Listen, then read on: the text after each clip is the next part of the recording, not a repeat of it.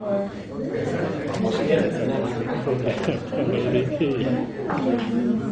but it feels good quality. What? Huh? What?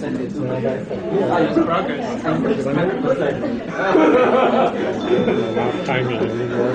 Please cut them. I guess 10 minutes, 10 to 15 minutes. 10, 12 and a half. Well, good evening, and once again, that was our 1 minute break. And right now we are actually coming back to a special series that has been recently implemented, which is the Better Speaker series. This is something that we can better understand how to better speak. So, today our third topic of this series is controlling your fear, because I know a lot of times we don't come up here because you're scared and there's fear. And you're in here, in this room, because you want to learn how to control this fear. So this is the exact topic of what we're going to talk about. So then that way, next time when you come up here, your fear will be inconspicuous. So please join me in welcoming Mr. Melvin. Thank you, Jason.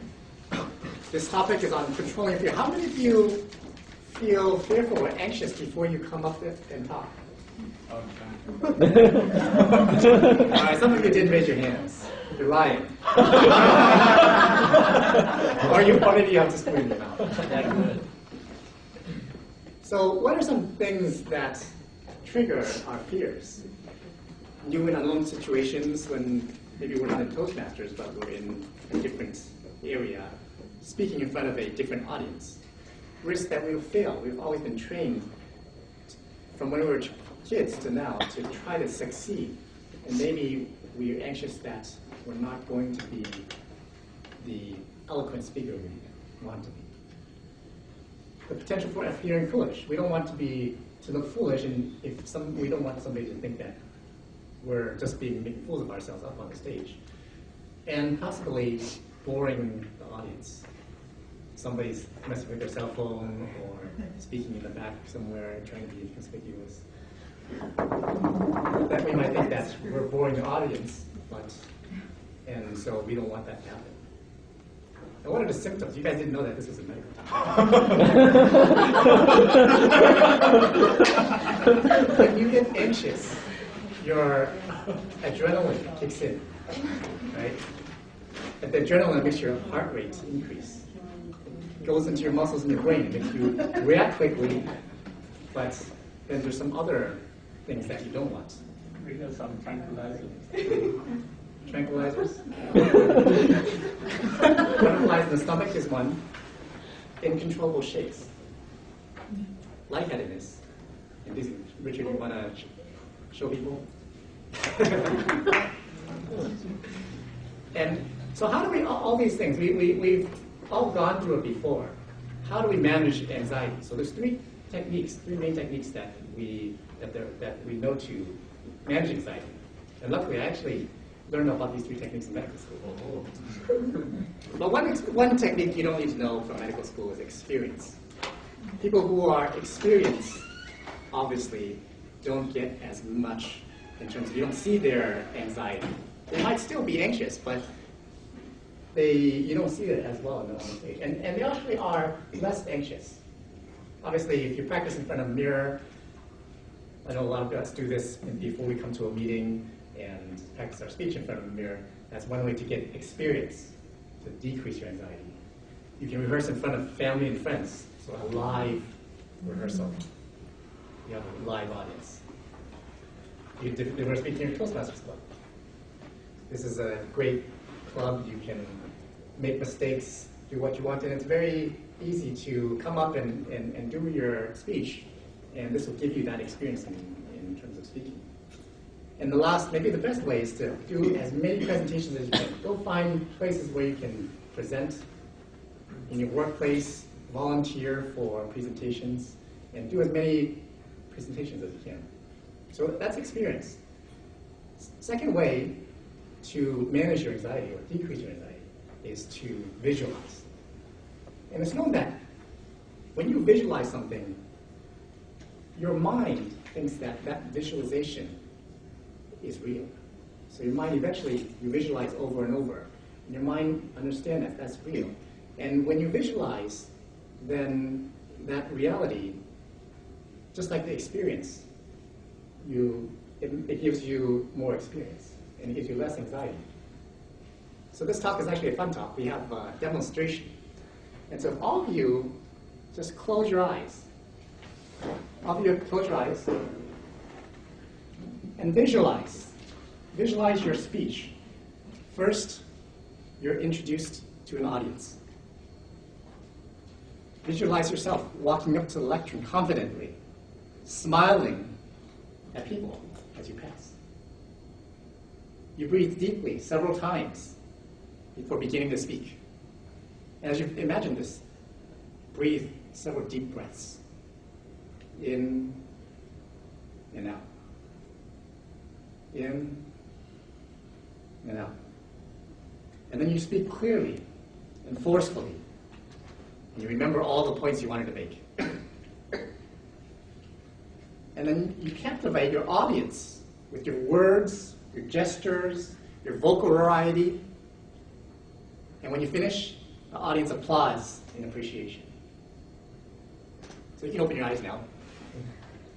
This kind of visualization, doing that kind of visualization over and over, it's similar to how athletes visualize their race.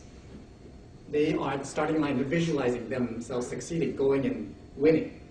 And this same kind of visualization, if you do it over and over, can help you to decrease that anxiety you get before the speech. The third way we're going to talk about in terms of managing anxiety is relaxation. And there's a lot of relaxation techniques. This is also another fun part. We can practice our relaxation techniques. Isometric exercises. Fancy word. Iso means the same, metric means length. So same length. What does that mean? Your muscle contracts, but it doesn't move anything. So think about it. Your muscle contracts, but doesn't move. So you can contract your biceps, but it doesn't move your forearm. Okay. So this plays into a role because when you contract and then relax, then that relaxation tells your brain to relax. And so another visualization technique again. So close your eyes.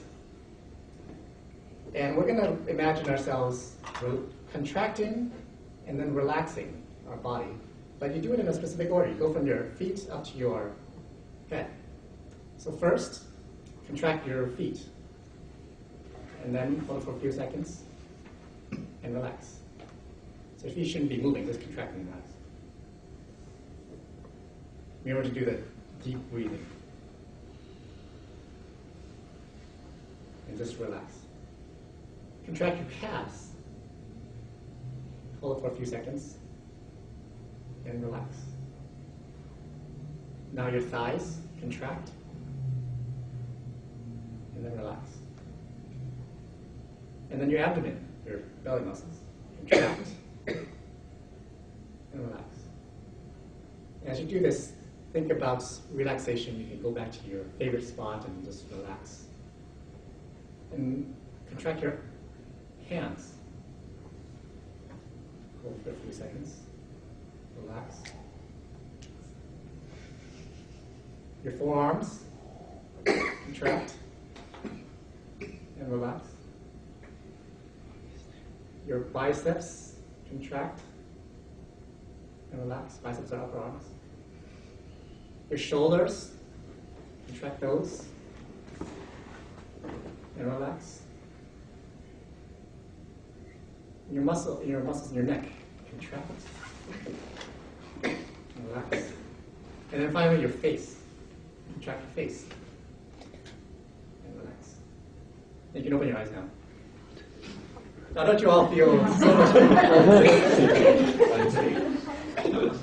And this was actually another technique that we learned in medical school, actually, doing this. But you can also not just do this, but you can visualize, for example, and you can try to tie it into something. So, for example, when you're contracting and relaxing, and when you relax, tie it into a big neon sign saying relax. And every time you do this, the more you do this, the more your brain tells you to relax. And so then you can just visualize that big neon sign, and then you'll just relax. So another trick. breathing techniques. There are different types of breathing techniques.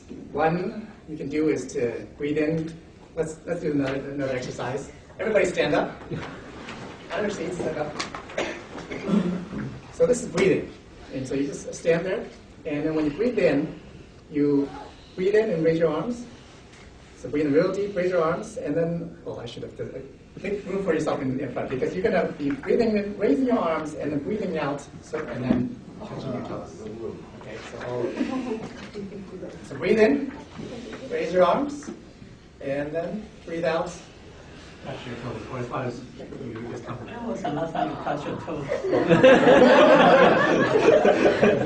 As far as you're comfortable for you. And you can repeat that several times. Breathe in, raise your arms, and then breathe out, touching your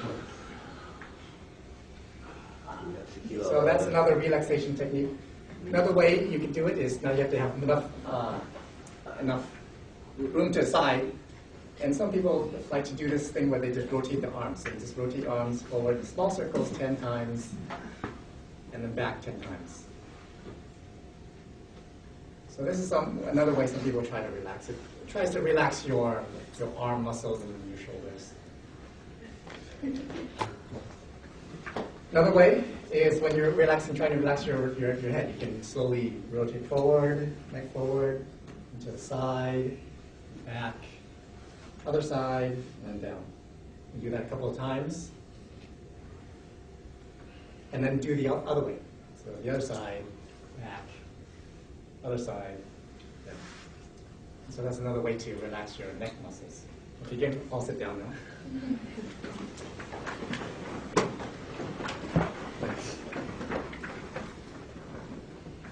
Last way is another technique is to breathe from your diaphragm. So your diaphragm supports your vocal muscles. So if your diaphragm is relaxed and your diaphragm is supported, then you can project better. And you'll be more relaxed. So when you breathe from your diaphragm, I'll find somebody to volunteer. Does anybody want to volunteer? Everybody's volunteering somebody else. Mr. President, one. All right, we don't have to volunteer. Basically, when you lie down, you can put a book on your abdomen, your belly, and if you breathe in, the book should rise. That's breathing into your diaphragm. If you breathe in and the book falls, that's not breathing into your diaphragm. Okay. Breathe in, and your abdomen rises. So that's breathing into your diaphragm. And you breathe out, then your abdomen goes down. So if the book goes up while you're breathing, and then down when you're breathing out, that's breathing through your abdomen, or breathing through your diaphragm. So these deep breathing techniques can help. All right. It's normal to feel nervous. Everybody feels nervous. Even the most experienced speakers, they still feel nervous. But it's how you channel that nervous energy into your speech. And it's what separates the novices from the experienced speakers. Remember also, your audience won't notice when you're nervous. They won't notice that your hands are sweaty. They won't notice that your heart is pounding. They'll just see you, and if you act confident, then they'll think that you're confident. And use these methods that we talked about today to decrease your anxiety.